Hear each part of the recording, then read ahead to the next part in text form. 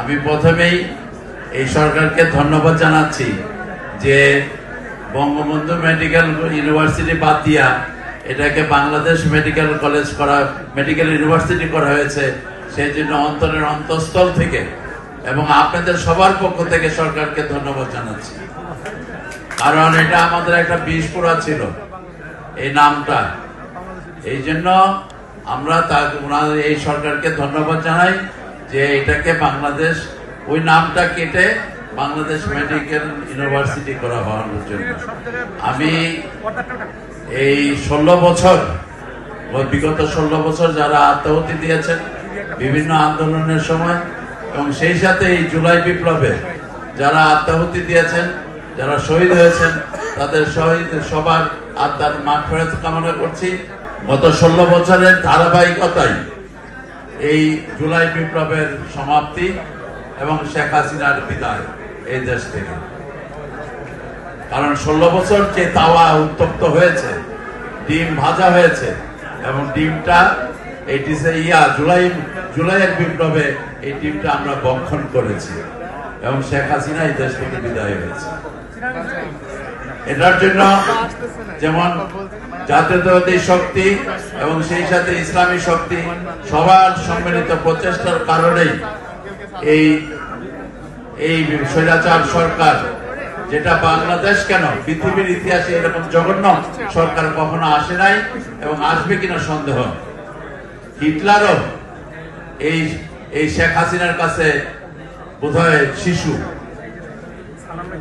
তাই আসুন আমরা সমস্ত ভেদাভেদ ভুলে গিয়ে আগামীতে বাংলাদেশ বিনির্মাণের জন্য যে বিএনপির যে 31 দফা সংস্কার কর্মসূচি দিয়েছে আমাদের অ্যাক্টিং চেয়ারপারসন জনাব তারেক রহমান, তার নেতৃত্বে এই 31 দফার যে সংস্কার, এই সংস্কারের মাধ্যমে এই দেশটাকে গড়ে তুলি এবং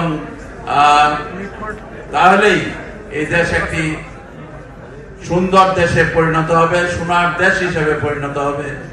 এই বর্তমান প্রশাসনের কাছে একটি মাত্র দাবি, সেটা হলো এই সমস্ত অপকর্মে যারা জড়িত ছিল এই বিশ্ববিদ্যালয়ে তাদেরকে চিহ্নিত করা হয়েছে, সুস্পষ্টভাবে চিহ্নিত করা হয়েছে। এখন তাদের বিরুদ্ধে প্রয়োজনীয় প্রশাসনিক ব্যবস্থা গ্রহণ করার আবেদন জানিয়ে আপনাদের সবাইকে আবারও শুভেচ্ছা জানিয়ে আমার বক্তব্য শেষ করছি। ধন্যবাদ। মেডিকেল বিশ্ববিদ্যালয় পিজি হাসপাতাল গত 16 বছর পর্যন্ত ছিল এই স্বৈরাচারের প্রজনন কেন্দ্র। আমরা যদি একটু চিন্তা করে দেখি এই কথাটাই খাঁটি। এটা ছিল গত 16 বছর স্বৈরাচারের প্রজনন কেন্দ্র, কিন্তু স্বৈরাচার চলে গেলেও তারা কিন্তু এখনো রয়ে গেছে। তার প্রমাণ কিন্তু আজকেই আপনারা পেয়েছেন আপনার ক্যাম্পাসে। অর্থাৎ এই তাদের নির্মূল করার জন্য আপনাদের পদক্ষেপ নিতে হবে, সেটাই যেন আপনারা সেই ব্যাপারে সচেষ্ট হন। আর একটা কথা বলি যে আমরা স্বৈরাচার মুক্ত হয়েছি, কিন্তু আমাদের এখন অভিষ্ট লক্ষ্যে পুষতে পারিনি। সেই অভিষ্ট লক্ষ্যে পুষতে হলে আমাদেরকে অত্যন্ত সংযমী হতে হবে এবং সুদৃঢ় আমাদের যে বন্ধন, সেই বন্ধনকে সুদৃঢ় করতে হবে। সেই লক্ষ্যে যেন আমরা কাজ করি। সমৃদ্ধশালী বাংলাদেশ গড়ে তোলার লক্ষ্যে দেশনেত্রী বেগম খালেদা জিয়া এবং তারেক সাহেবের নেতৃত্বে আমরা দেশ গড়ার কাজে এগিয়ে যাব এবং এই বিশ্ববিদ্যালয়ে যেন বিশ্ববিদ্যালয়ের বিভিন্ন সময় যারা দুর্নীতি করেছে, বিশ্ববিদ্যালয়ে গণতন্ত্রকামী মানুষের প্রতি, চিকিৎসকের প্রতি যারা আক্রমণ করেছেন, তাদের বিচার অতি সত্ত্বর করতে হবে এই বিশ্ববিদ্যালয়ে।